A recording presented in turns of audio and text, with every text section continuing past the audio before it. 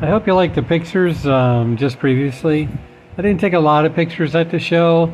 It was pretty crowded, and just depended what I saw. Some things, I took a picture of most of the things that I liked and I was impressed with. You know, some models, I don't care if it's an airplane, a ship, or a car, you've seen one, you've seen them all. So, I mean, especially with me with armor, one thing looks like another. So whatever. So anyway, while I was there, it's an annual event, although they skipped it last year. So it's actually been 2 years since we had this one local show that we have, and they usually do a pretty good job. And so since I was there, of course, I had some ad money that I'd saved up and for getting models, which is basically cash because most of them places don't take any kind of credit cards or anything, which is fine. So, so here's what I got. I got a Jeep. I drive a Jeep. My wife has a Jeep. We both have Wranglers. Not the same year though, not the same kind. The JK and the JL. This is earlier than that. This is a CJ. But I just like Jeeps in general. I wrote a book on Jeeps and model Jeeps. And I've built all kinds of Jeeps before. Military Jeeps are cool too. So I just like them. And even though this kit was recently reissued, maybe last month or the month before, I hadn't got around to getting one. And this is essentially the same kit.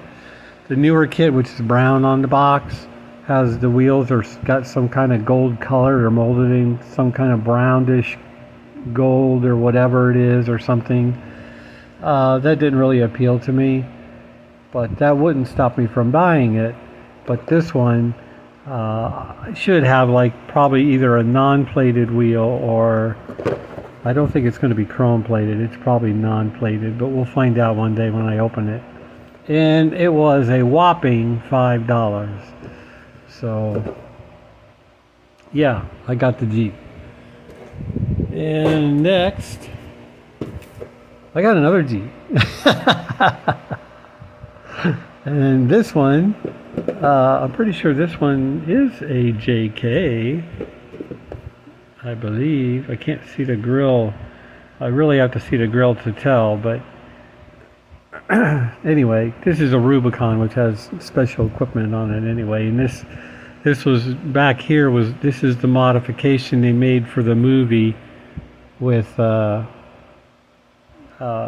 Raider, for the Tomb Raider movie. So this right here is not really an option on a Jeep you would buy at the dealership. This is just custom made for the movie. And I've built this kit before.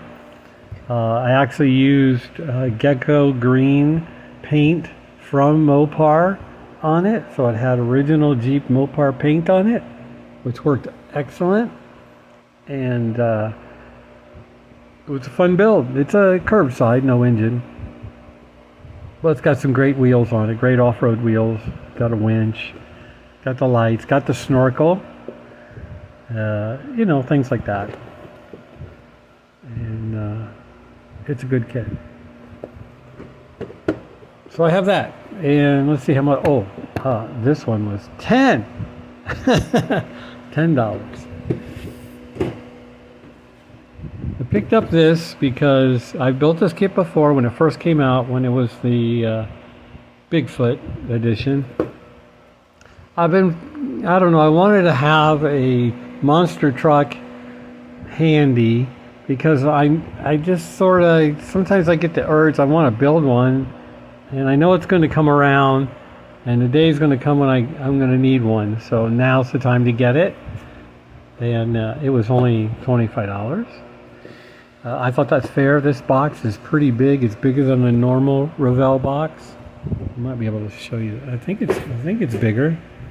Is it bigger? Yeah, it's a little bigger there, and it's a little bigger there. So there's a lot in this box. It actually weighs quite a bit. I should have put it on the scale before I brought it over here. I have a scale for when I mail packages, but it's pretty hefty. There's a lot in there. The frame is probably molded in orange. Let me see. Let me see if it tells me 132 pieces. So yeah, it's going to keep me busy for a while. But parts molded in metallic blue unless otherwise indicated. Well, hopefully I won't have to. Hopefully the chassis is not metallic blue, because that would be a bear to paint another color. But whatever. I'm not going to build it as probably a Bigfoot anyway. I just wanted to build probably a monster truck. And this is a very good kit. This is a modern chassis. This is not the original. The original had like a box frame, like the first Bigfoot that was built in '79. But this is a '90s Ford. And by the time they got up to around these years, the chassis was all custom made front to back. So there's no stock Ford chassis anywhere in that. So it still has probably military axles and stuff, but yeah, it's all custom made. So let's see what else. I got this one here. I've been wanting to get a McLaren. They make 4 or 5. Fujimi did 4 or 5 different kits of this car, one way or another. Might have had different wings and some other different things, different paint schemes for sure. So I thought I would try this out. I mean, it's a neat looking car. I'm pretty sure this is a curbside. Yeah, that's a curbside. And that's fine. I kind of knew that ahead of time. But I have to say that I don't know if I could replicate this paint job on it. But I'd like to give it a shot, because I really like that orange on there. Hopefully this is a decal, right? If you've never seen it, I've never seen this kit, so I don't know much about it. I didn't check it out. I was there, the price was right, and I bought it.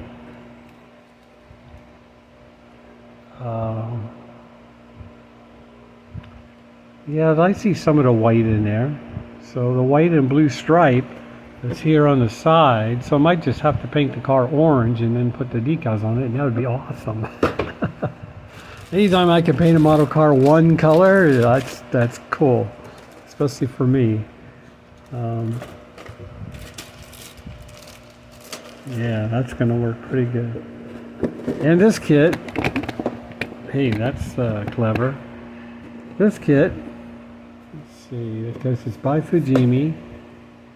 I'm pretty sure I paid like somewhere $10 to $20 for this one. I don't remember. It's not marked. So let's say it was between 10 and 20 bucks. So it was a deal. I got this one here. As I mentioned before, I don't usually buy too many models, but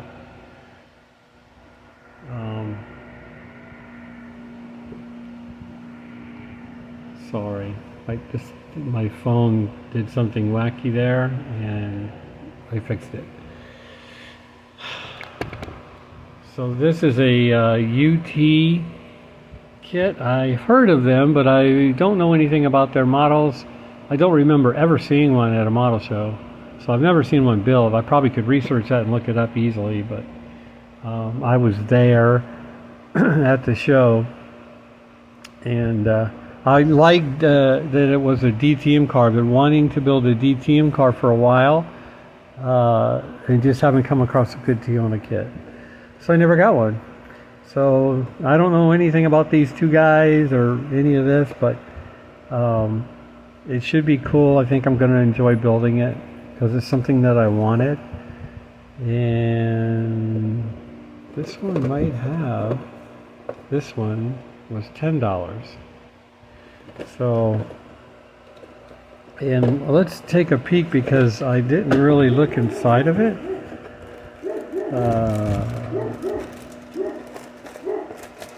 That's the car, the body.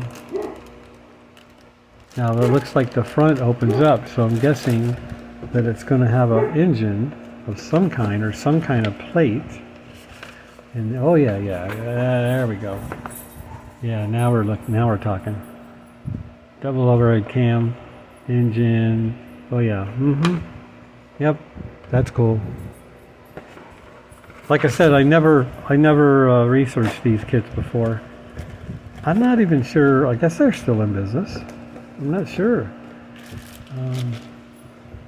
Let's see. Let's see if there's a year on here. Oh, here. No, made in Hong Kong. Oh, Hong Kong. Fanling, Hong Kong, made in China.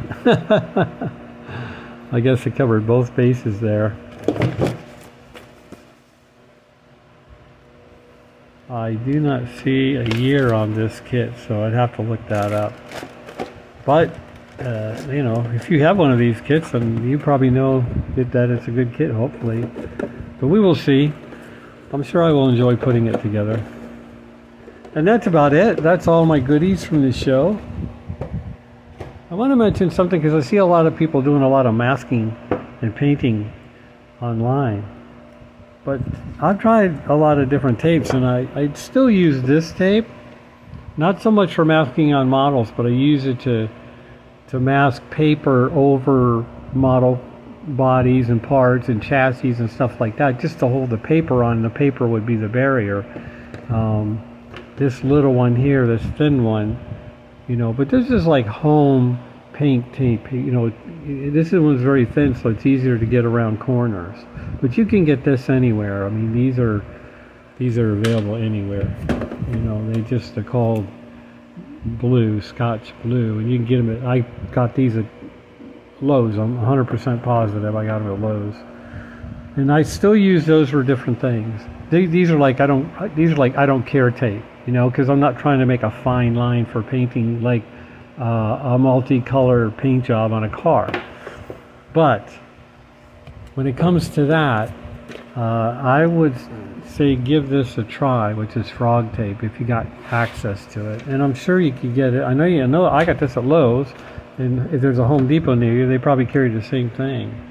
But I think you would like it. And I started using this because I saw that sci-fi modelers that do, like, let's say Star Trek ships and stuff, and they do all that Aztec design masking on the ship to get all those different panels and different shades of white or different shades of silver and things like that.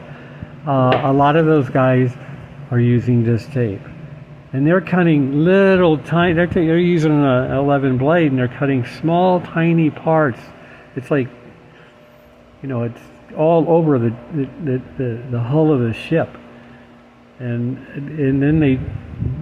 then some of these are like hundreds of small pieces that they're making, and then they peel them, they do their paint, and then they peel them off, and then, you know, they paint whatever. And so they seem to have pretty good luck with it. And since I saw that was working well for them on such small details, because you wouldn't want to make a mistake on that, you would notice it right away. I've been using this tape. So, and obviously if you wanted to make it thin, you could just take a piece off. You can lay it on a piece of glass. I can lay it on my tile. The tile on my, this here, top is polished tile. I don't think it's marble. I think it's ceramic, but it wouldn't matter anyway. As long as it's polished, that's fine. But you can lay this on there and then take a good ruler, like that metal ruler that I have. Use a good ruler and a hobby knife, and you can cut this into the width that you need, and then use that. So as far as, you know, you can cut something that's like 1/8 of an inch or 1/2 an inch or something, and use that on your car and get your two-tone paint job or whatever it is you're doing. But I would say try this, give it a try. Chances are you'll probably like it. It's not the cheapest tape, that's for sure. But I've had this roll for a long time. I've probably had this like a year or two, at least maybe 2 years. Now I don't do a lot of crazy paint jobs like some people do, where they're multicolor, and that's fine. I understand that, but I would recommend giving it a try. I just wanted to throw that in there, and that's it. How was the coverage of the event? I didn't take, like I say, pictures or video. It would have been hard to make a video because there were so many people. It just would have been in everybody's way, and I didn't want to do that. And I didn't want to videotape 75 different tanks that to me all looked the same. It just wasn't me. And for this year, there wasn't a lot of car model turnout for some reason. Now some years, the cars have turned out so much they outnumber every other model there, no matter what the category. So there's been some killer years where the tables were just swamped with cars, where, I mean, you know, you have to move models around off the tables and everything and make room for all the cars that showed up. But this year was not one of those years. For some reason, there wasn't a lot of car modelers there. I don't know why, but there could have been something else going on. Who knows? But there were a fair amount of planes and tanks and some. I did see a lot of sci-fi, which kind of disappointed me because I'm into sci-fi, but I didn't see any. I guess I should say I didn't see a lot of the traditional sci-fi. I didn't see a lot of Star Trek or Star Wars kits.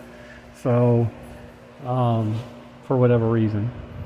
But, you know, every show is different. It's different every year.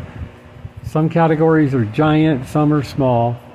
But overall, it was a great show.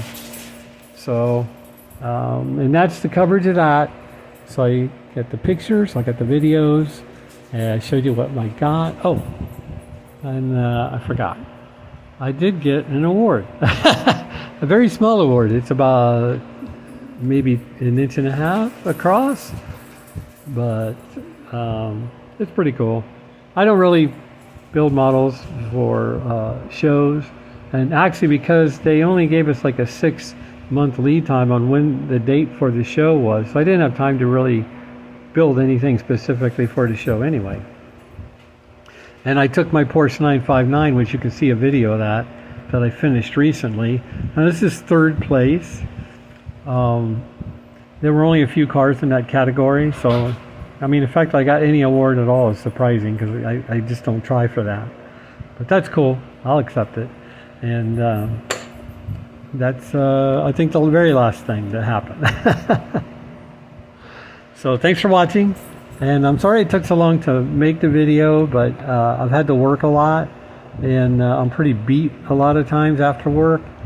And I've made this video in segments over the last few days, a little here, a little there, a little voiceover, a little this, and then today I think with this video of the just now that I'm making, this will be the end piece for it. But thanks for your patience. I miss Cars and Coffee, but thanks for your patience. Thanks for your likes. I see there's some other subscribers on there, and that's very cool. I appreciate that. If you're out there, I appreciate you doing that. I forget what it's up. I'd have to check it. I don't always check it every day or anything like that. But every subscriber's cool. I appreciate it. If you like what I'm doing and you subscribe, then I must be doing something right, whatever it is. So anyway, that's it for this one. I'll catch you next time.